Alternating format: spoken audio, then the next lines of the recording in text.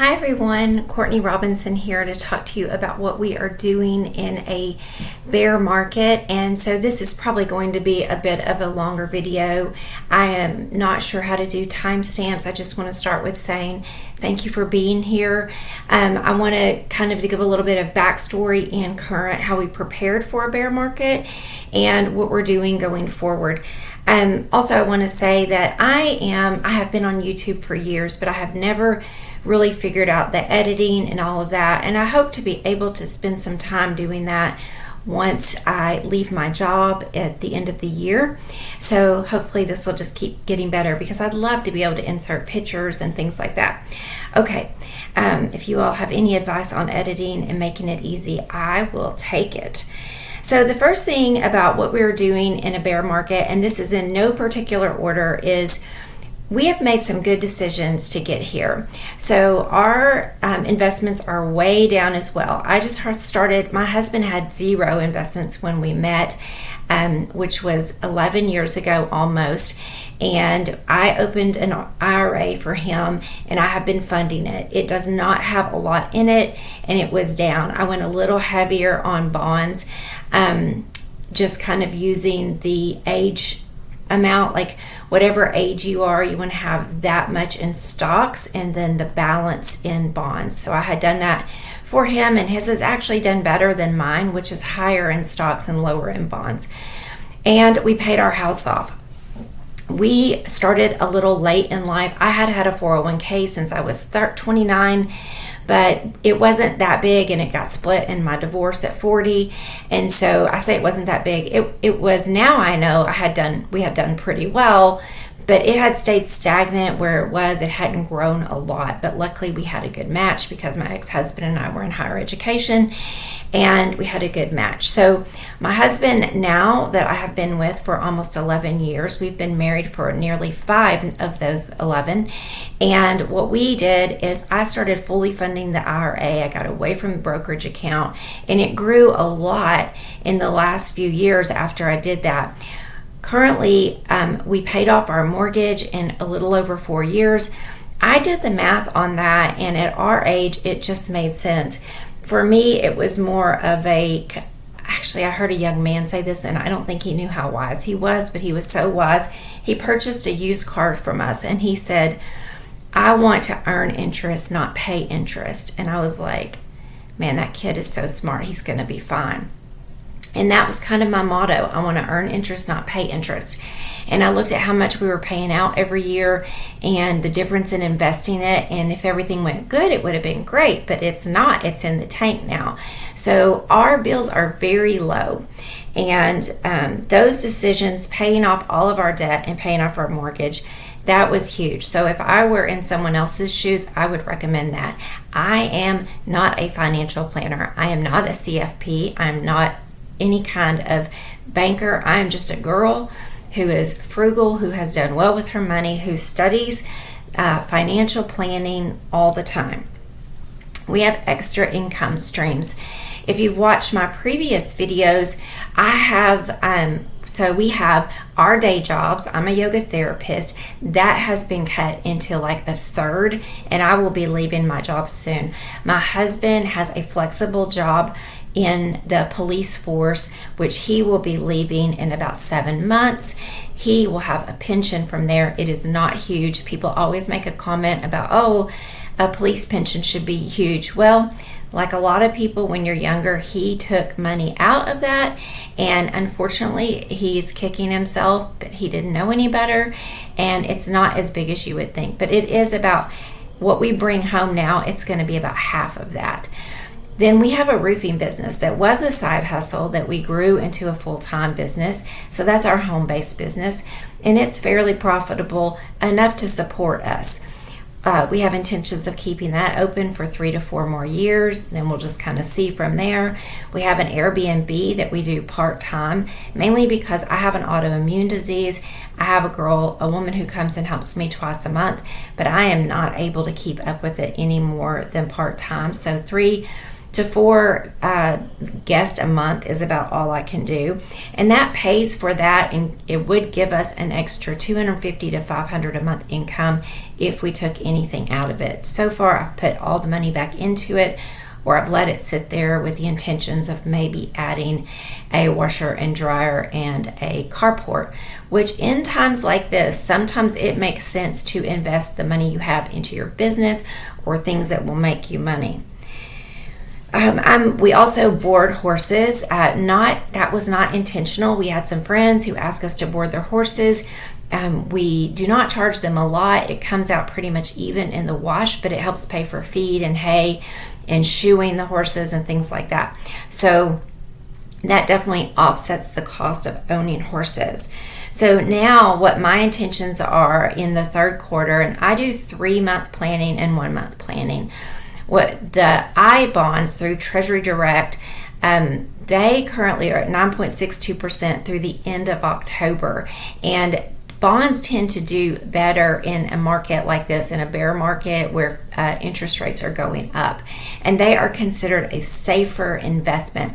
So you can do up to $10,000 per person for I bonds and $10,000 per if you have a business. So we have an LLC and an S Corp. So technically we could do 4, but I'm going to do 2, 1 in each of our names. The next thing that we're going to do is I'm kind of keeping an eye on CDs. I was kind of seeing where they would go.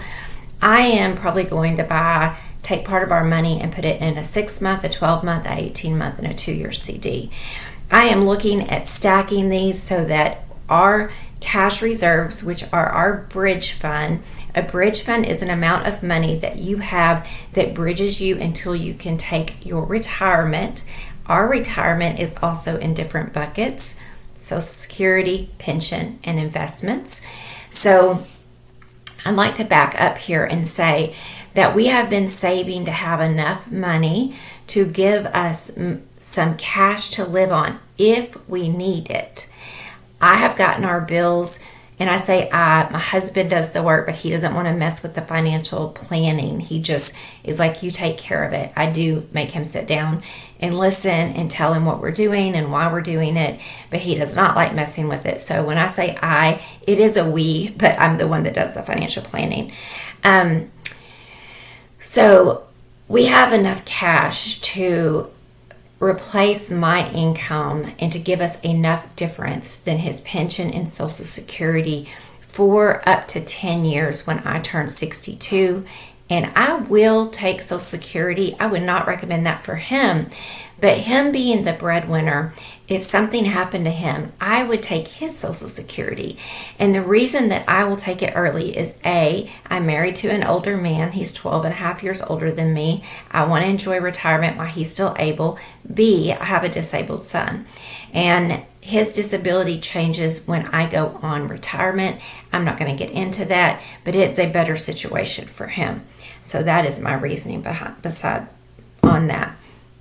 So I will put our money into CDs and I bonds and cash, meaning a money market account, where they are earning some interest so that if and when we need them, they've made a little money and we'll take them out as they mature. CDs, you'll have the 6-month, the 12-month, the 18-month, the 2-year. I bonds, 5 years, but if I buy 2 a year, then every year those will mature over the last 5 years. So if I need 10 years, you got money market, CDs to pull from, and then I bonds.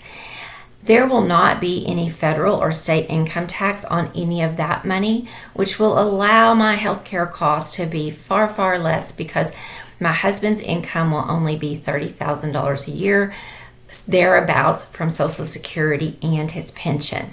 Because we have paid off all of our debt in our house, we only have car insurance, our utilities, auto insurance, health insurance, which is a lot, taxes, property taxes, real estate taxes, and then our food and our maintenance on our cars and things like that. So while it still runs about $2,500 a month to $3,500 a month when I have to pay bigger bills, his income is about $30,000. So the difference that we would need would be somewhere around $6,000 to $12,000 a year. So we have that saved up, if that makes sense. and I'm going to try to earn some interest on it.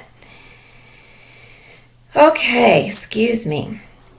So just getting your expenses down is something that I would recommend if you are currently retired and drawing off investments. If you're over 72, you're going to have to take the minimum distribution because that's the law. However, I would not take more than that if I had enough for Social Security and other income to live on. Right now is the time to cut back on your spending if you're living on those investments. Also, we are about to invest in our 401k, even though the market is in the tank right now or in the toilet right now. What I will do is, so we dollar cost average, and we have an IRA. We're about to open a solo 401k. My husband and I both have an IRA, traditional, that's tax deferred. We're in the highest tax season of our tax period of our life because we make the most we've ever made. And so we need the tax deduction. Our bills are low. Our income is the highest it's ever been right now. So, and it's taken us a long time to get here. We were not in this situation 10 years ago. It was the exact opposite. So what we are doing right now is we are dollar cost averaging every month into the market through our IRA. We do $7,000 a year. You divide that by 12 each, 7,000 each. It's $583 and 80 some cents a month. I'm not changing anything. We continue. So around a little under $1,200 a month.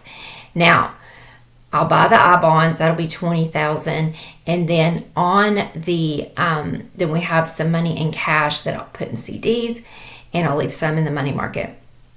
On the 401k, when my accountant does our taxes, so we pay quarterly taxes around $6,000 to $8,000 a quarter. Just like you, if you have a day job, you pay taxes every month, so we have to pay those quarterly. I went ahead and put more in there this quarter in September. When she does our taxes for the year and she says, okay, you're good, you don't owe anything, then I'll decide how much we're going to put in the 401k, because you can put into your solo 401k or any 401k up until April of the year that you file your taxes. So for 2022, in 2023, when we reconcile our taxes, we can put money in for that past year that we're paying taxes on. So if she says, Courtney, you owe $5,000 in taxes, then if I put $20,000 in the 401k, that should wipe my tax bill out, and I wouldn't have to pay that $5,000. It's about 25% usually, depending on what your income is.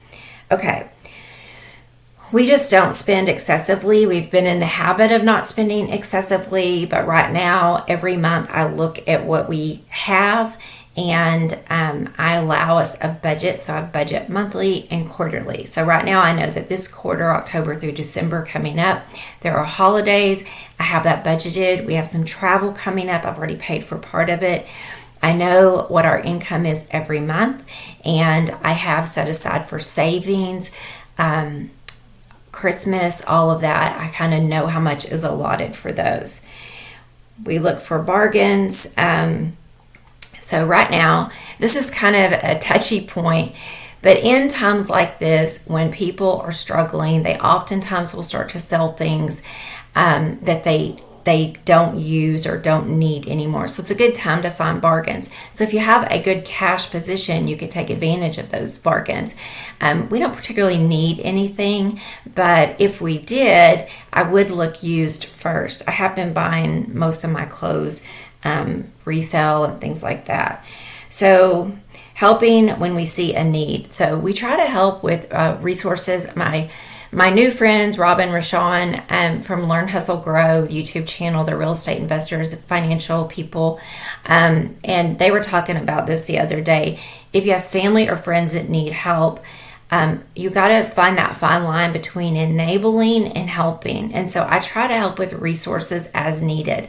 And that's actually quite a bit. So we're not doing the 10% tithe. We are not affiliated with the church at this time. I was in the past. We both were. But what we do is we have a family member who's disabled. we put an allotment of money in his account every month. We have other family members that when we see something they need, we help them out if it will help them. So we kind of have a rule that no one will go hungry, no one will go without gas. And if it's something that will help them with their job or their work, we try to help. And we do that actually quite a bit. Okay. We look at the big picture before we spend and we decide what we're comfortable with. So I recently talked about that I purchased some things for the house. I looked at the big picture before I did that. I made sure that all the savings goals, the bills were all met before I allowed myself to spend anything. I do use a credit card every month. I don't recommend it if you're in debt or if you have a history of not being responsible. I use it for the points. But what I do is I allow myself a budget. It helps me budget. So let's say that I allow myself $2,000 on that credit card a month for groceries, gas, medical bills, all the things. Everything goes on that credit card except a few things that are deducted out of our account. And if I see that that credit card is getting to $1,600, I know that we only have $400 to spend for the rest of the month. So that's kind of how I keep an eye on it. So honestly, I have minimum saving goals every year, and when we retire from our day jobs within the next year, so maybe Thanksgiving or Christmas, I'm not sure right now. I'm a contractor. I'm scheduled through Thanksgiving, but I told them I would stay till Christmas if they needed me. My husband will leave in April. What we're going to continue to do is we're going to continue to dollar cost average. We're going to put into the market what we need to save on the taxes, because the market is on sale right now. And historically, it takes about 2 years for the market to recover. There was a period back from in the 70s up to 82 where the market stayed stagnant for 10 years, but it eventually does go up, and we're in this for the long haul. I'm only 51, almost 52. I hope I have another 40 years of life in me. In my family, people tend to live a long time if they take care of themselves, and so I want to make sure that I have enough money going down the road. So buying now, I'm buying more shares because I'm putting money in. That money buys more because the market is on sale. It's like if you have oranges, and back in March, oranges were $1. Well, oranges are 60 cents right now, but they're stocks, if that makes sense. So I-bonds, CDs, interest rates are going up on those. Have a good cash position, pay off your debt. I would suggest paying off your mortgage if you're older. Also, having some extra streams of income, living on a budget, not being extravagant. It doesn't mean you don't get to do the fun things you want to do, but you think about those and have them in the budget. It doesn't have to be exact. I don't do well with I put $20 aside for Christmas paper. That's not ever going to be me. But for me, what I do well with is saying, okay, we have $5,000 a month to live on. The bills are $2,500. We have this much that goes into savings, and this much is for whatever, miscellaneous, So that works better for me. But have some kind of semblance of a money plan, a budget every month or quarterly, whether it's tight or loose. That can help. Some people just put money in their savings and whatever is left is spent, and I kind of do that. For many years, the budget was so tight, we had to have everything line itemed, and I remember for years it would be all the bills were paid and there would barely be any money left for food, and I would just figure out how to make it work. And all those years of getting out of debt and getting in a better financial position kind of trained me to be content. I don't shop for fun. I think about things before I buy them. I put limits on myself. I purchase needs like dog food and cat food and, groceries. But I am very careful, and I try to go days at a time without going to the store or shopping intentionally. I'll have no-buy days. Today is a no-buy day. I looked at my calendar. I can stay home today. The next 4 days I have places to go. So if I need gas, I'm not going to run to town to get gas. If I need groceries, I'm sure I have enough here to get me by. I'm not going to run to town to get groceries. But when I go to town to work, then I will pick up the groceries if I need them, if that makes sense. So thinking strategically and being more efficient with your time, with your money, with your resources. I hope this has all made sense, and I hope to someday get better at this whole YouTube thing. I've been doing it for years, but I really love it. It's a great way for me to kind of get out all the noise in my head, and I hope it's beneficial for you. If you like this, please support it with a thumbs up and a subscription. Have a wonderful day. Bye-bye.